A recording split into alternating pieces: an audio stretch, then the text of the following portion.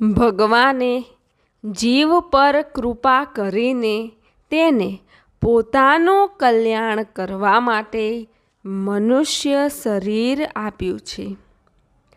પોતાનું કલ્યાણ કરવા સિવાય મનુષ્ય જન્મનું બીજું કોઈ પ્રયોજન જ નથી.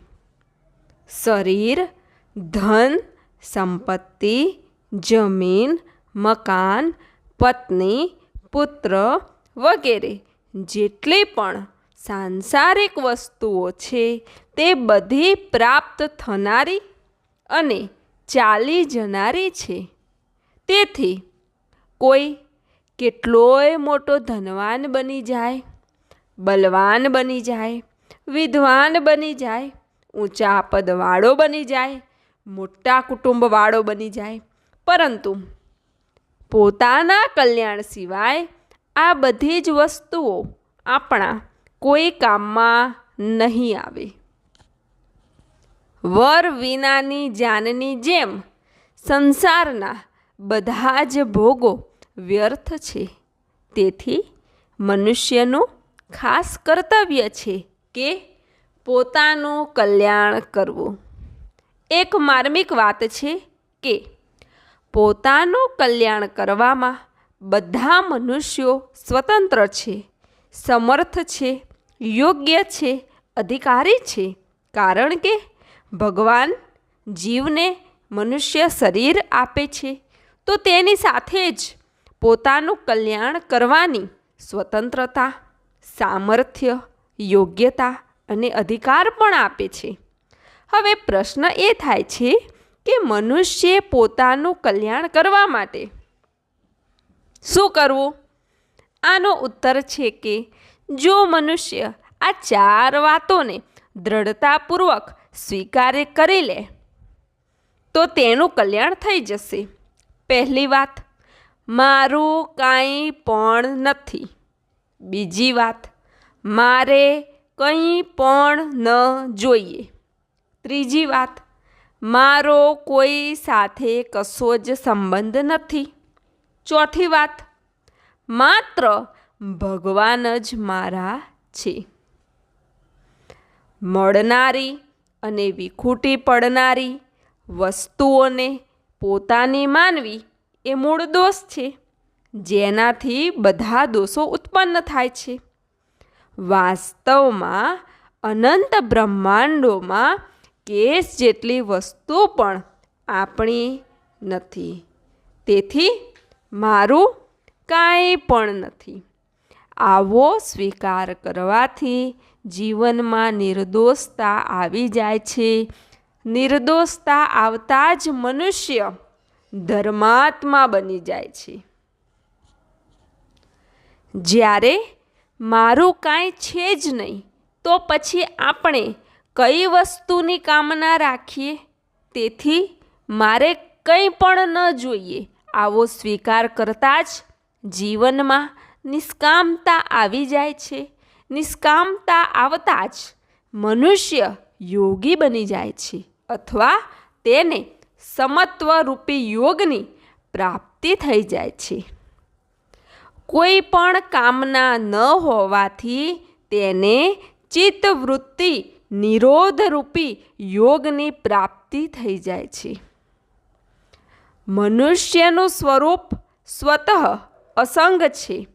તેથી મળતા અને વિખૂટા પડનારા કોઈ પણ વસ્તુ, વ્યક્તિ સાથે પોતાનો સંબંધ ન માનવાથી મનુષ્યને પોતાની અસંગતાનો અનુભવ થઈ જાય છે.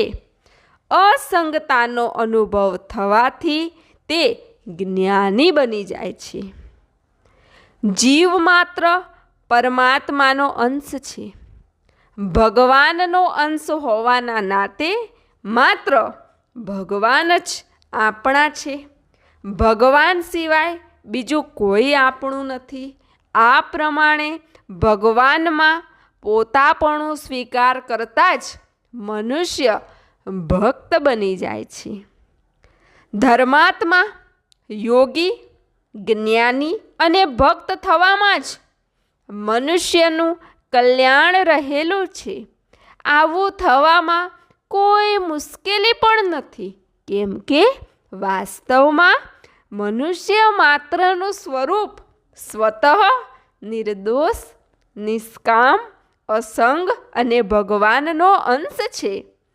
તાત્પર્ય એ છે કે આપણું સ્વરૂપ સત્તા માત્ર છે. તે સત્તામાં નિર્દોષતા, નિષ્કામતા અને અસંગતા સ્વતઃ સિદ્ધ છે અને તે સત્તા ભગવાનનો અંશ છે. તેથી સાધકનું કર્તવ્ય છે કે તે ઉપરોક્ત 4 વાતોનો દ્રઢતાથી સ્વીકાર કરી લે, પછી તેનું કલ્યાણ નિશ્ચિત છે. ફરીથી એ 4 વાતો.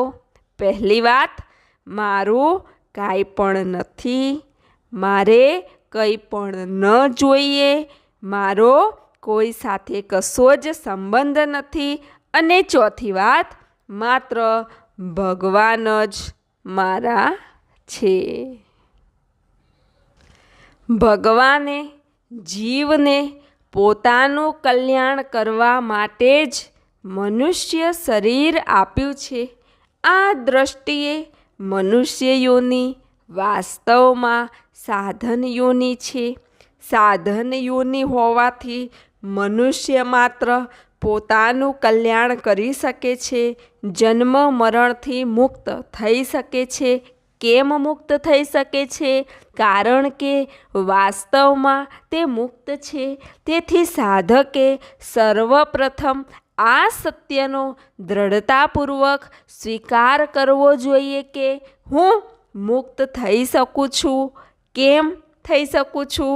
કેમ કે હું મુક્ત છું. હું પરમાત્માને પ્રાપ્ત કરી શકું છું. કેમ કરી શકું છું? કેમ કે પરમાત્મા પ્રાપ્ત છે, જે સર્વ ઠેકાણે છે, સર્વ કાળમાં છે, સર્વ વ્યક્તિઓમાં છે, સર્વ પરિસ્થિતિઓમાં છે. તે પરમાત્મા શું આપણાથી ક્યારેય અલગ થઈ શકે છે? જેમ પરમાત્મા આપણાથી ક્યારેય અલગ નથી થતા, એ જ પ્રમાણે શરીર સાથે આપણો ક્યારેય સંયોગ નથી થતો. આજ સુધી આપણે અનેક યોનિઓમાં ગયા, અનેક શરીર ધારણ કર્યા, પણ કોઈ પણ શરીર આપણી સાથે ન રહ્યું, જ્યારે આપણે સ્વયં તેના તે જ રહ્યા. તેથી સાધકે આ સત્ય સ્વીકારવું જોઈએ કે પરમાત્મા સાથે અમારો અવિભાજ્ય સંબંધ છે. તેથી અને શરીર દ્વારા સ્વયંના માટે કશું કરી શકતા નથી. શરીરથી કોઈ પણ ક્રિયા કરીશું તો તે સંસાર માટે જ થશે, પોતાના માટે નહીં થાય. ક્રિયા માત્રનો સંબંધ સંસાર સાથે છે. આપણું સ્વરૂપ અક્રિય છે. જો આપણે કોઈ પણ ક્રિયા કરવા ન ઈચ્છીએ તો શરીરની જરૂરત શું છે? બધા સાધકોએ વિચારવાનું છે કે જ્યારે શરીર દ્વારા આપણે આપણા માટે કશું કરી શકતા નથી, માત્ર સંસારને માટે જ કરી શકીએ છીએ, તો પછી આપણા માટે શું કરી શકીએ છીએ? કઈ રીતે કરી શકીએ છીએ? વિચાર કરવાથી ખ્યાલ આવે છે કે આપણે પોતાના માટે પોતાના દ્વારા નિષ્કામ થઈ શકીએ છીએ. કેમ થઈ શકીએ છીએ?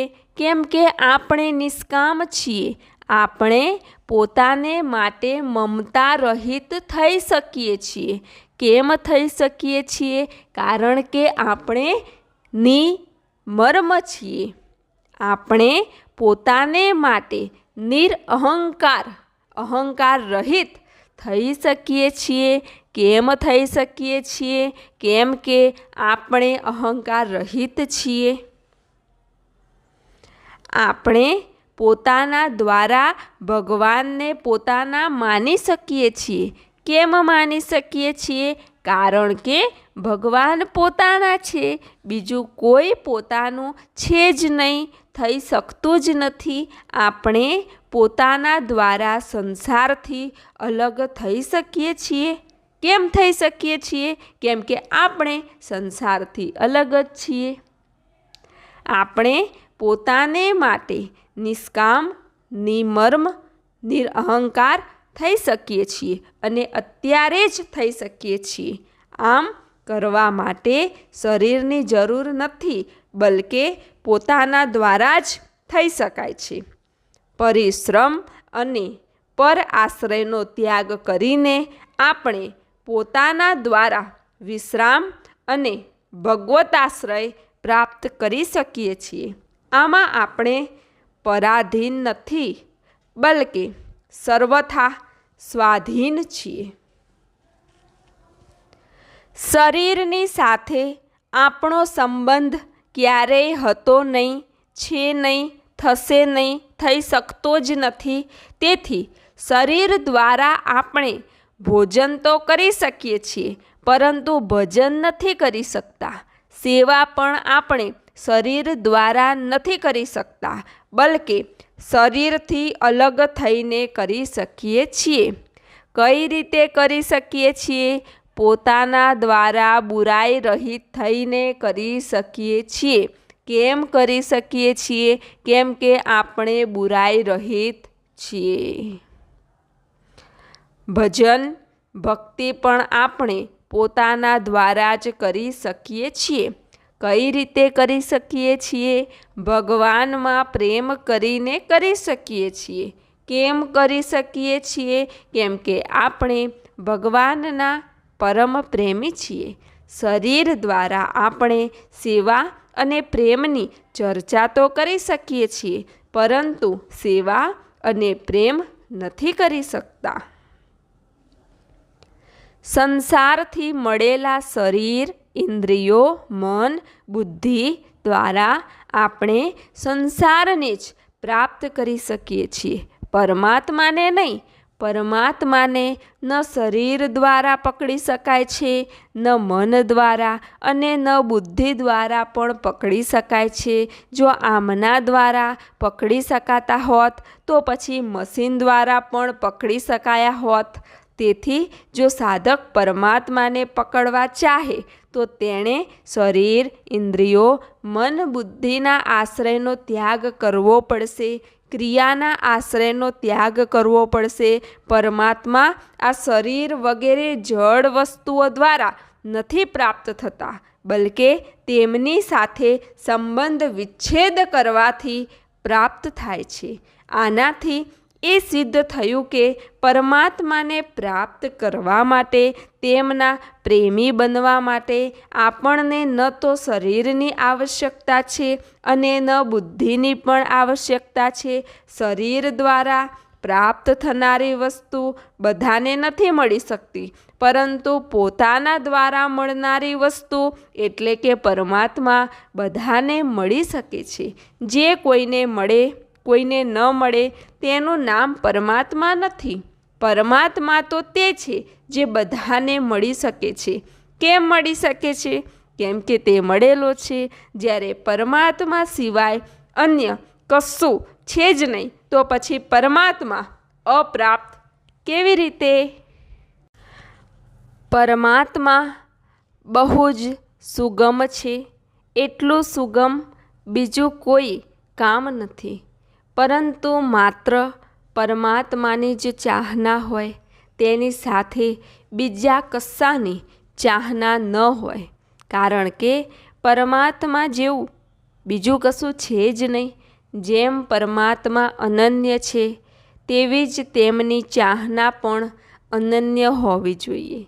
સાંસારિક ભોગોના પ્રાપ્ત થવામાં 3 વાતો હોવી જરૂરી છે: ઈચ્છા, પ્રયત્ન અને પ્રારબ્ધ. પહેલાં તો સાંસારિક વસ્તુને પ્રાપ્ત કરવાની ઈચ્છા હોવી જોઈએ.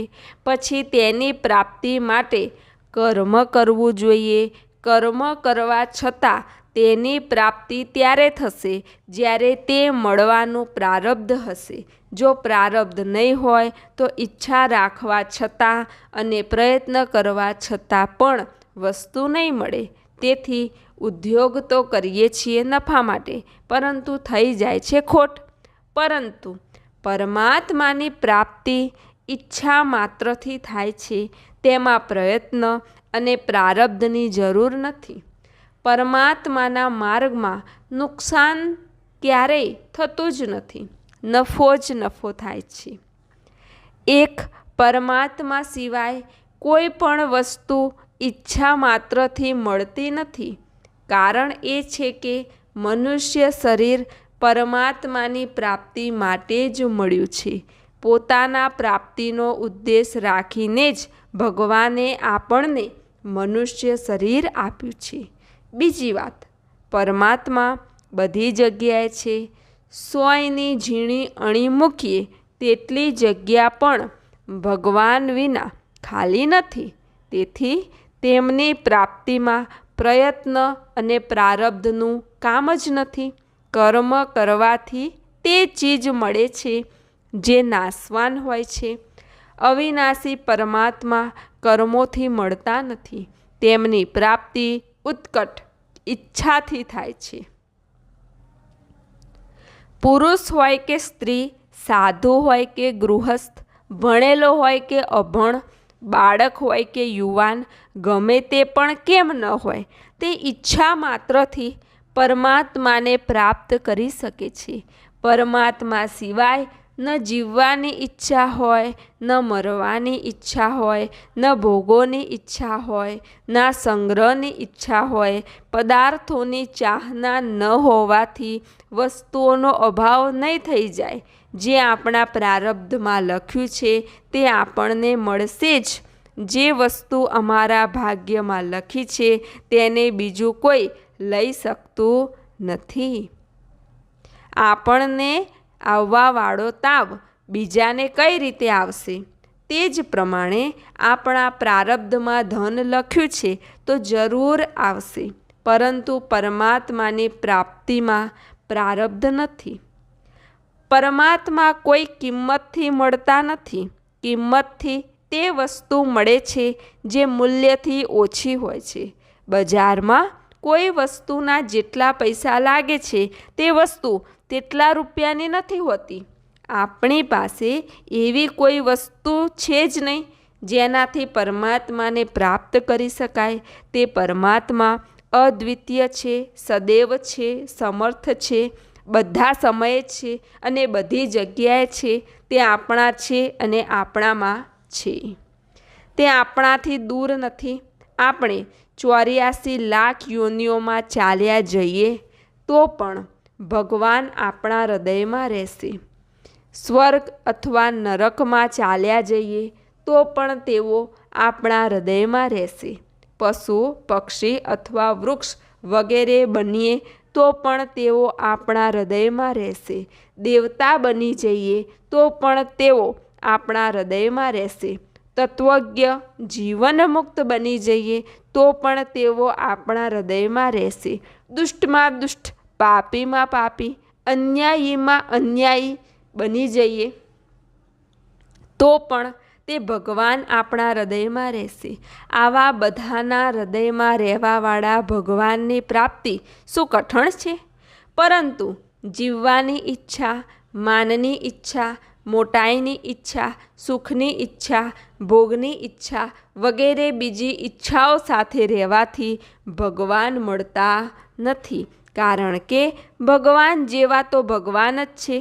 તેમના જેવું બીજું કોઈ હતું જ નહીં, છે જ નહીં, થશે પણ નહીં, થઈ શકશે પણ નહીં. પછી કઈ રીતે મળશે? માત્ર ભગવાનની ચાહના થવાથી મળશે.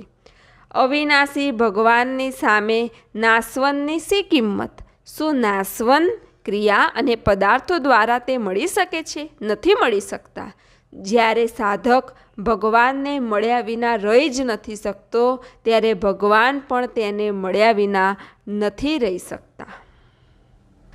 માની લો કે કોઈ મચ્છર ગરુડજીને મળવા ચાહે અને ગરુડજી પણ તેને મળવા ઈચ્છે, તો પહેલાં મચ્છર ગરુડજી પાસે જશે કે ગરુડજી મચ્છર પાસે જશે?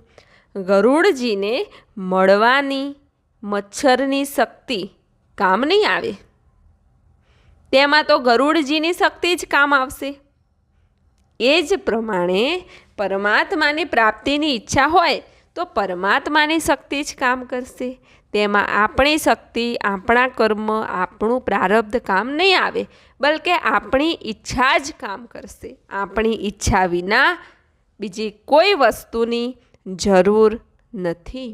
આપણે તો ભગવાન પાસે પહોંચી શકતા નથી, તો શું ભગવાન પણ આપણી પાસે પહોંચી શકતા નથી? આપણે ગમે તેટલી શક્તિ સાથે પ્રયત્ન કરીએ પણ ભગવાન પાસે પહોંચી શકતા નથી. પરંતુ ભગવાન તો આપણા હૃદયમાં જ બિરાજેલા છે. આપણે ભગવાનને દૂર માનીએ છીએ, તેથી ભગવાન આપણાથી દૂર હોય છે.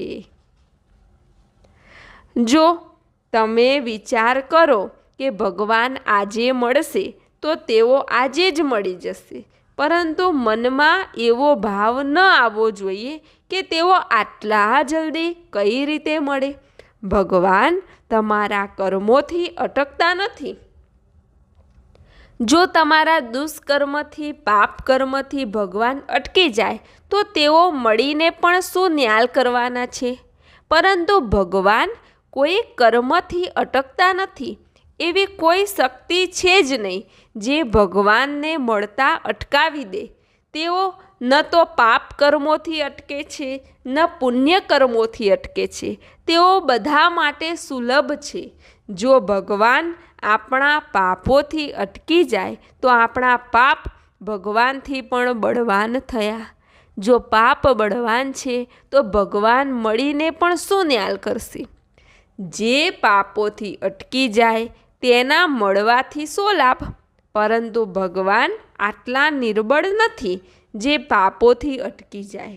તેમના જેવું બળવાન કોઈ નથી, થયો નથી, થશે નહીં અને થઈ શકશે નહીં. તમારી તીવ્ર ઈચ્છા થઈ જાય તો તમે કેવા પણ હોવ, ભગવાન તો મળશે, મળશે, મળશે. તેમને મળવું પડશે, એમાં શંકા નથી. પરમાત્માની પ્રાપ્તિ માટે જ તો મનુષ્ય જન્મ મળ્યો છે. અન્યથા પશુમાં અને મનુષ્યમાં શો ફરક રહ્યો? દેવતાઓ ભોગ્યોની છે. તેઓ પણ ચાહે છે કે ભગવાન અમને મળે. તેઓ ભગવાનને ચાહે તો છે પણ ભોગોની ઈચ્છા છોડતા નથી. આવી જ દશા મનુષ્યોની પણ છે.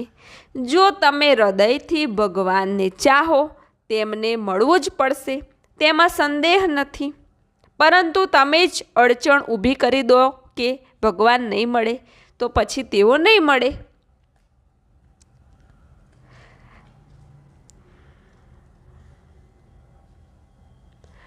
તમે માત્ર ભગવાનની જ ઈચ્છા કરો, બીજા કોઈ ઈચ્છા ન કરો. ન જીવવાની ઈચ્છા કરો, ન મરવાની. ન માનની ઈચ્છા કરો, ન મોટાઈની ઈચ્છા કરો, ન ભોગોની ઈચ્છા કરો, ન ધનની ઈચ્છા કરો. માત્ર એક ભગવાનની ઈચ્છા કરો તો તેઓ મળી જશે. ભગવાન તમને મળતા નથી કેમ કે તમે ચાહતા નથી. પરમાત્મા ઈચ્છા માત્રથી મળે છે. તેમને રોકવાની કોઈમાં તાકાત નથી. નાનું બાળક રડે છે તો માં આવી જ જાય છે. બાળક ઘરનું કોઈ કામ કરતું નથી, ઉલટાનું કામ કરવામાં અડચણ ઊભી કરે છે.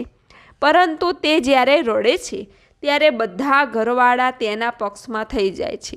સાસુ, સસરા, દિયર, જેઠ બધા કહે છે કે વહુ બાળક રડે છે, તેને લઈ લે. માને બધા કામ છોડીને તેને લેવો પડે છે. બાળકનું એકમાત્ર બળ રડવું જ છે. રડવામાં બહુ શક્તિ છે.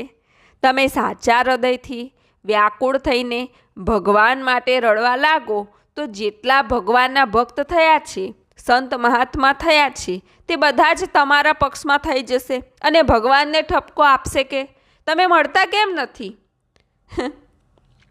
વાસ્તવમાં ભગવાન મળેલા જ છે.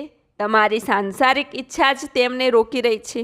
તમે ધનની ઈચ્છા કરો છો, ભોગોની ઈચ્છા કરો છો, તો ભગવાન તમારીને ઈચ્છાઓ જબરજસ્તી છોડાવતા નથી. જો તમે સાંસારિક ઈચ્છાઓ છોડીને માત્ર ભગવાનને જ ચાહો તો તમને કોણ રોકી શકે છે? તમારા વચ્ચે અડચણ ઊભી કરવાની કોઈને તાકાત નથી. જો તમે ભગવાન માટે વ્યાકુળ થઈ જાઓ તો ભગવાન પણ વ્યાકુળ થઈ જશે. તમે સંસાર માટે વ્યાકુળ થઈ જાઓ તો સંસાર વ્યાકુળ નહીં થાય.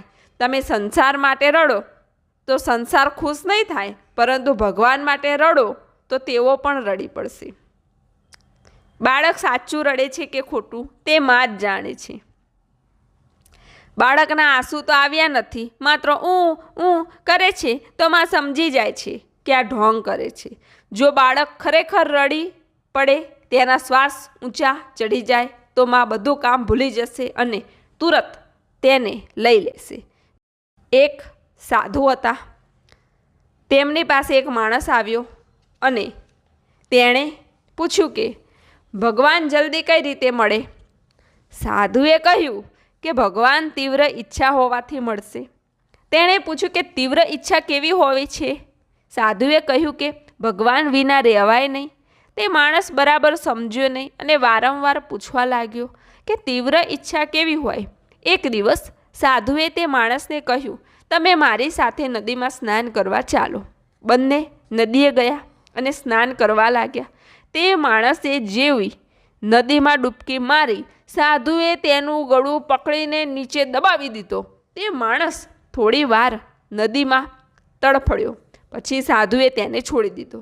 પાણીમાંથી ઉપર આવ્યા પછી તેણે કહ્યું કે તમે સાધુ થઈને આવું કામ કરો છો, હું તો આજે મરી જતો.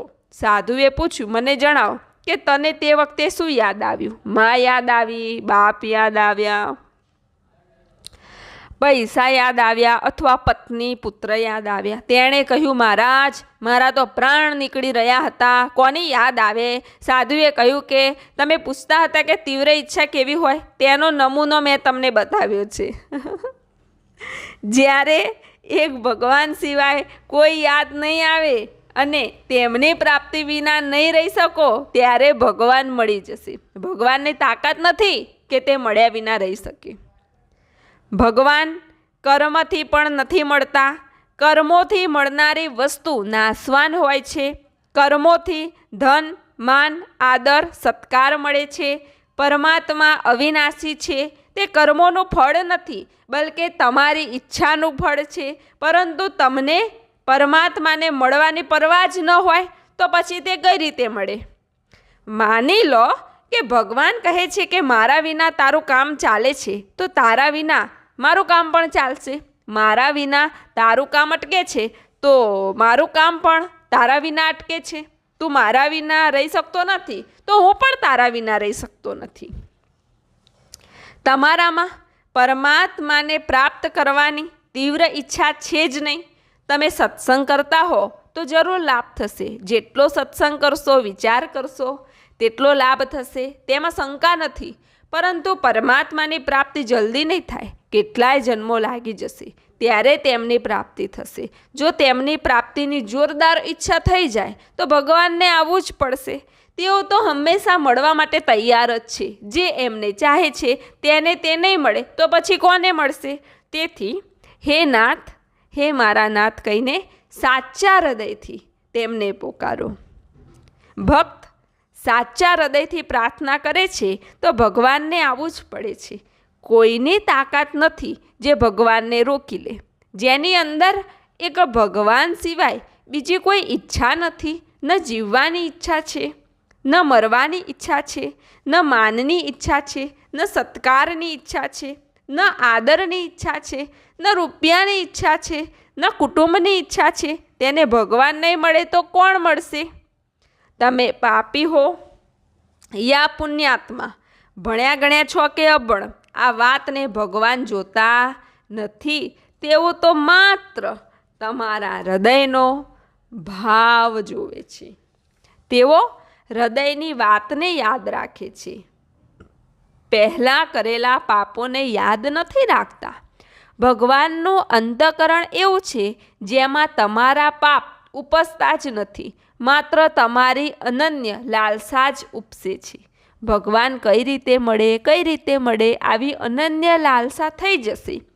તો ભગવાન જરૂર મળશે, એમાં સંદેહ નથી.